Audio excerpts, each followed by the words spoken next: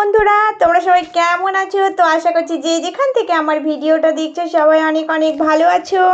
চলো আজকে আমি তোমাদের সাথে একটা খুবই সুন্দর কিন্তু ব্লাউজের পিঠের ডিজাইন শেয়ার করব। তো দেখো এখানে কিন্তু আমি পিঠের কাটিংটা করে নিয়েছি। এবার তোমাদের সাথে আমি পিঠের যে ডিজাইনটা করব সেটা কিভাবে কাটিং করছি পুরোটাই দেখো শেয়ার করব।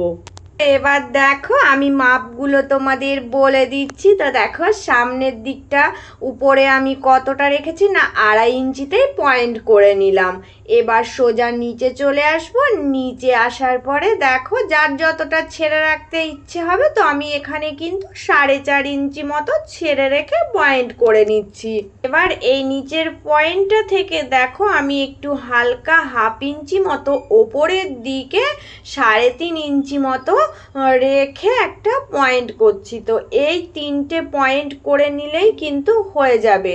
তো এবার কিভাবে দাগটা টানবো সেটা তোমাদেরকে আমি দেখিয়ে দিচ্ছি। তো এবার কিন্তু দেখো আমি কিভাবে ড্রয়িংটা আঁকছি। তো আমি দেখো হালকাভাবে প্যাঁচা করে মিলিয়ে দিচ্ছি। সেম দেখো কিভাবে মানে পয়েন্ট করেছিলাম ওই পয়েন্টে উপর দিক থেকে আমি এই মিডিলের পয়েন্টে মেলাবো, আর নিচ দিক থেকেও মিডিলের পয়েন্টে মেলাবো। তো আমার ড্রয়িংটা কিন্তু এই রকম শেপ চলে আসবে। এবার আমি তোমাদেরকে কাটিং করে দেখাচ্ছি। তো এবার দেখো এবার আমি কাটিংটা করে নিচ্ছি। তো মেন ফেব্রিকটাতেই কাটিং করে তোমাদেরকে দেখাচ্ছি। এবার কি ডিজাইন করব কিভাবে কি সবই দেখাবো। আগে থেকে আমি ভিতরের কাপড়টা কাটিং করে নিয়েছিলাম। তো তোমাদের দেখানোর জন্য আমি কিন্তু এই ফেব্রিকটাতেই কাটিং করে এবার পুরো ডিজাইনটা তোমাদের সাথে শেয়ার করব।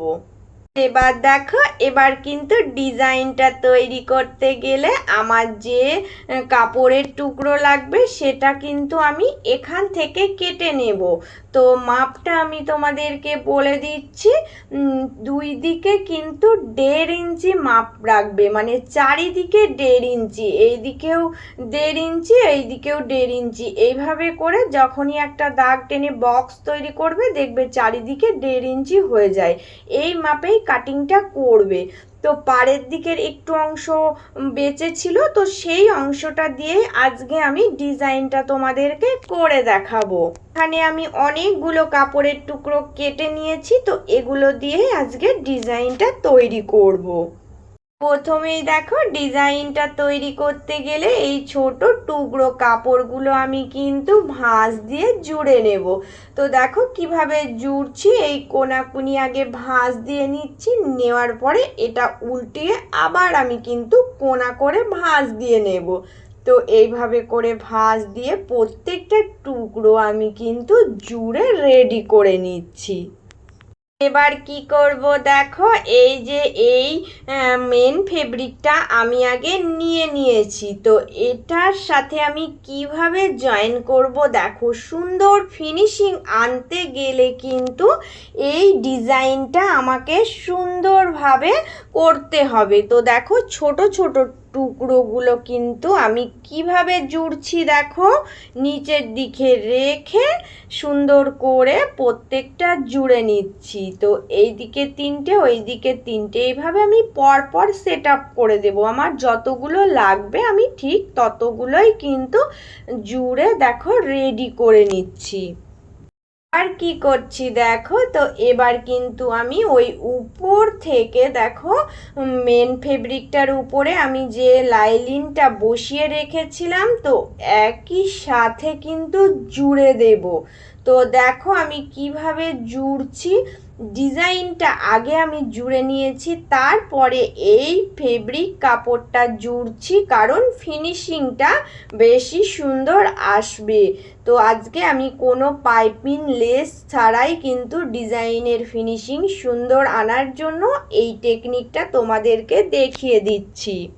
এবার আমি দেখো প্রত্যেকটা জায়গায় কিন্তু কাটিং করে নিচ্ছি। ছোট ছোট করে কাটিং কিন্তু আমাকে দিতেই হবে, না হলে কিন্তু ডিজাইনের ফিনিশিং সুন্দর আসবে না। তো এবার উল্টিয়ে দেখো আমি সোজা করে নিয়ে তোমাদেরকে দেখাচ্ছি যে ডিজাইনটা কত সুন্দর ফিনিশিং এসেছে। তো এবার দেখো এবার কতটা সুন্দরভাবে ডিজাইনটা সেট আপ হয়ে গেছে। তো দেখো ভিতরের দিকে আমি ওই যে ফলস যে কাপড়টা কেটেছিলাম ওটা আমি দিয়ে দিলাম, আর আমার মেন ফেব্রিক উপরের দিকে থেকে গেল। ডিজাইনটা আমি যেভাবে সেট আপ চেয়েছিলাম ঠিক সেইভাবেই চলে এসেছে। তো এবার দেখো এবার আমি কিন্তু শুধুমাত্র একটা এর ওপর দিয়ে চাপ সেলাই দিয়ে দেব, আর কিচ্ছু না। সিম্পলি একটা চাপ সেলাই এর ওপর দিয়ে দিয়ে দিলেই কিন্তু হয়ে যাবে। তো দেখো যেরকমভাবে আমি ডিজাইন করেছিলাম ঠিক সেইভাবেই আমার শেপটা থেকেই গেল। শুধুমাত্র আমি এটাকে সেলাই করে একটু সেট আপ করে ফিনিশিংটা দিয়ে দিলাম। তো এবার আমি তোমাদেরকে দেখাচ্ছি যে ডিজাইনটা কতটা সুন্দর ফিনিশিং এসেছে। এর ওপরে কিন্তু চাইলে একটা জরির কাজ বা লেস দেওয়াই যায়, কিন্তু যদি কেউ এগুলো না দিতে চাও একদম সুন্দরভাবে মানে সিম্পলের ওপরে কিভাবে ফিনিশিং সুন্দর করবে সেটা দেখানোর জন্যই আজকে আমি তোমাদের এই টেকনিকটা দেখিয়ে দিলাম। বন্ধুরা আজকে আমার এই সিম্পল ডিজাইনটা তোমাদের কেমন লাগলো আর কত সহজেই আমি এটা তোমাদের সাথে শেয়ার করলাম তো তোমরা দেখতেই পেলে। তো তোমরা যারা আজকে নতুন এসেছো প্লিজ বন্ধুরা তোমরা আমার চ্যানেলটা সাবস্ক্রাইব করে নিয়ে পাশে থেকো, আর পাশে থাকা বেল আইকনটা কিন্তু প্রেস করতে ভুলো না। যারা পুরনো বন্ধু তাদের জন্য রইল অনেক অনেক ভালোবাসা। তো তোমরা সব সময় আমার ভিডিওর সাথে এভাবেই সম্পূর্ণভাবে জুড়ে থেকো। তো আজকে আমার এই সিম্পল ডিজাইনটা তোমাদের কেমন লেগেছে তোমরা কমেন্ট করে জানাবে। আর দেখো একটা সিম্পলি কিন্তু ব্লাউজে কত সুন্দর লুক এসেছে তোমাদের সাথে, এটা আমি আজকে শেয়ার করলাম। তো তোমরাও কিন্তু এভাবেই বানিয়ে নিতে পারবে। আর সবাই অনেক অনেক ভালো থেকো, সুস্থ থেকো।